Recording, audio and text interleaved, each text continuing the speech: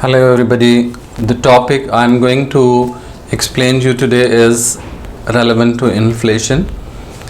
After the completion of this video lecture, you will be able to know about definition of inflation, degrees of inflation including creeping and hyperinflation, causes or types of inflation including demand pull inflation and cost push inflation, and lastly graphical representation of demand pull and cost push inflation. So starting with definition of inflation. Inflation refers to the persistent rise in general price level. However, this rise of inflation can be of creeping nature or it can be of hyper nature. Creeping inflation is a degree of inflation in which general price level increases by 1 to 5%, and hyperinflation is a degree of inflation in which inflation rate increases by 50% or more than 50%, and there is no upper limit. It can be millions percent, it can be trillions percent. Acute hyperinflation was faced by Hungary, Yugoslavia and Zimbabwe. The latest most hyperinflation is the inflation rate of Zimbabwe, where general price level rose dramatically in November 2008, and price of a loaf of bread and price of a cigarette and egg reached $2 billion. Whenever there is hyperinflation, currency loses its value to be used as a medium of exchange and to store the value. Now coming to the causes of inflation. Inflation has two main causes. One is called demand pull inflation and the other one is called cost push inflation. Demand pull inflation, and number two is cost push inflation. Demand pull inflation, as the name suggests, is a type of inflation which is caused by increase in aggregate demand in the economy.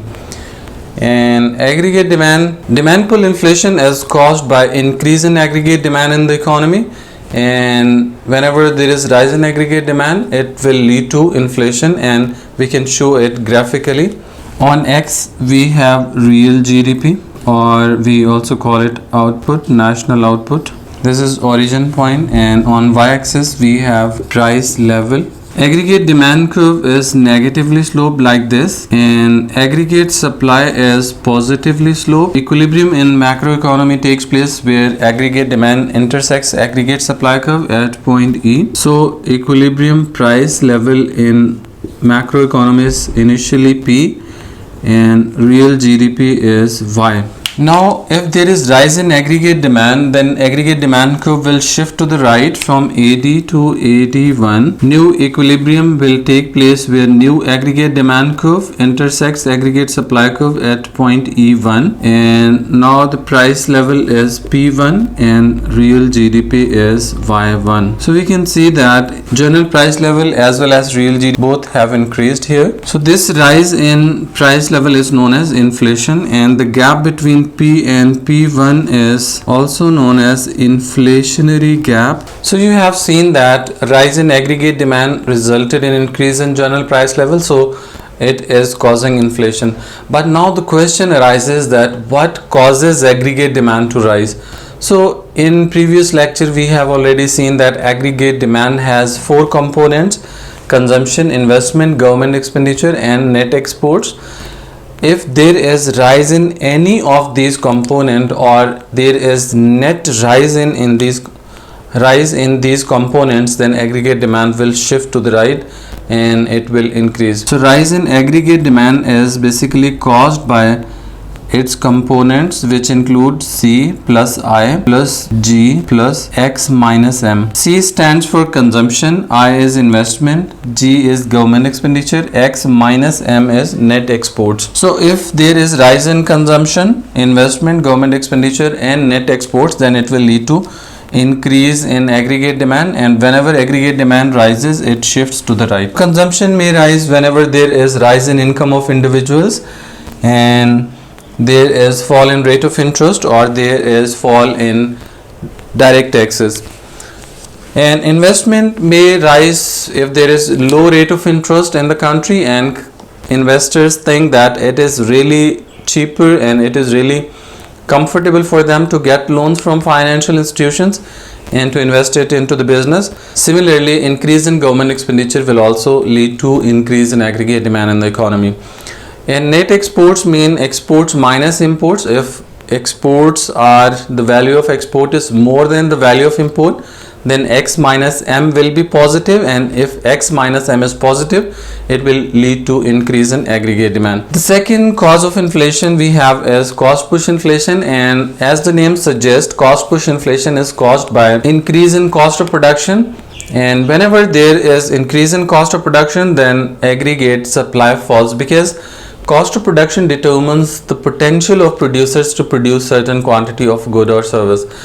If there is rise in cost of production, it means it will lead to fall in potential of producers to produce goods and services, so their production will fall, and as a result aggregate supply will also fall. Whenever there is fall in aggregate supply, as a basic principle of demand and supply, we know that fall in aggregate supply will shift supply curve to the left.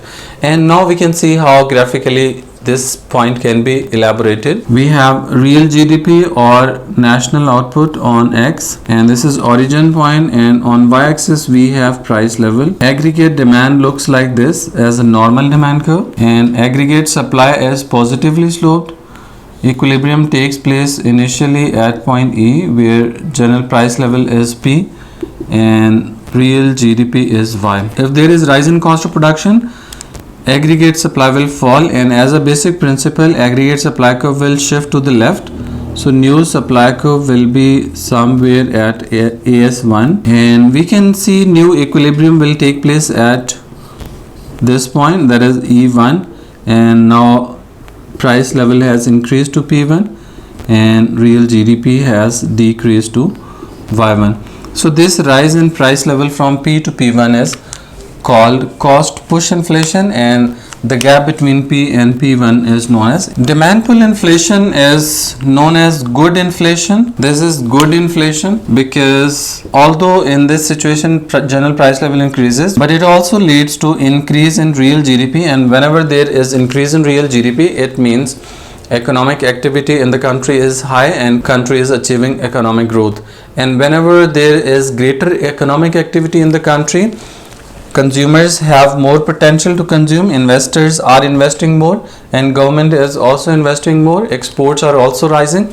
All these indicators show that there will be an economic growth in the country, and this economic growth will again help to increase job opportunities in the country as well, and it will be a good source of government tax revenue. So all of these indicators show that there is a positive change in the economy, and whenever there is positive change in the economy despite the rise in price, we call this demand pull inflation as a good inflation. But on the other hand, cost push inflation is known as bad inflation.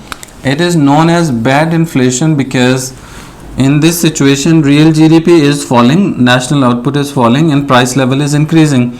So rise in price level decreases purchasing power of consumers, and fall in real GDP shows that economic growth is also falling. Now coming to the causes of cost push inflation, why cost push inflation is caused in the economy, and the reasons include higher cost of production. Cost of production may rise due to rise in wage rate, and rise in cost of raw material, and rise in interest rate.